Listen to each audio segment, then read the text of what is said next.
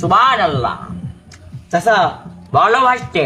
নামাজ কালাম তো আমরা বিরাট পড়ি পড়ি তো। তো অনেক দিন হলো আপনার কণ্ঠে একটা মধুর গজল শুনিনি।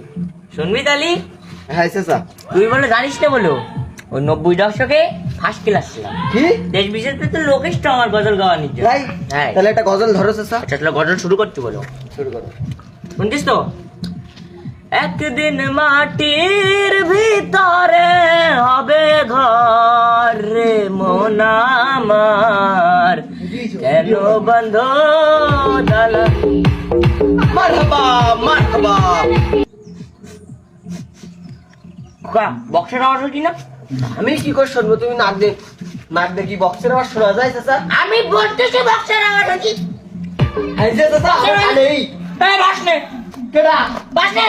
চাচার অনুমতি ছাড়া কার এলাকায় বক্স বাজাচ্ছে? যুব সমাজ আমি গর্ব ইসলামী বক্স বাজাই।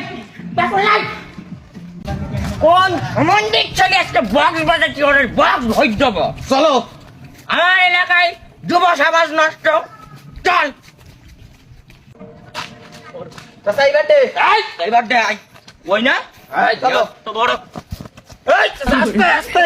ও কিছু না দাঁড়া, দেখছিস আমি।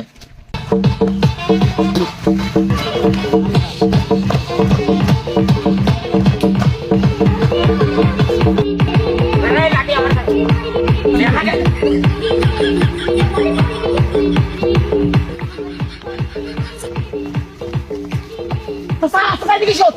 কি করতে চাও কি তুমি? বয়সকালে একটু এরকম ছিলাম তো।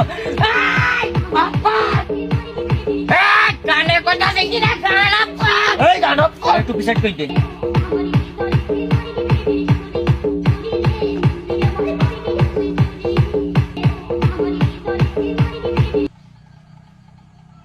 এই হেড মিস্ত্রি ডাক।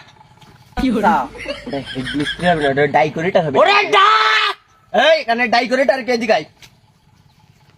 গান বাজাতি না, গান বাজাতি যুব সমাজ নষ্ট। কার বলি গান বাজাতি? এই কার বলি গান বাজাচ্ছি? স্যার স্কুল ছুটি তো তো এলাকার ছেলেমিলি মিলে একটু খিচুড়ি পাকাচ্ছিলাম, একটু ফিস্টি মতন করছিলাম, একটু গান টান বাজে আনন্দ করছিলাম। তো তুমি মেনলি কেন আমার? ওরে জানো আরে আমার ধর আমার ধর ছুটি দিয়েছে, ছেলেমিলি বাড়ি বসে তসবি গুনবে।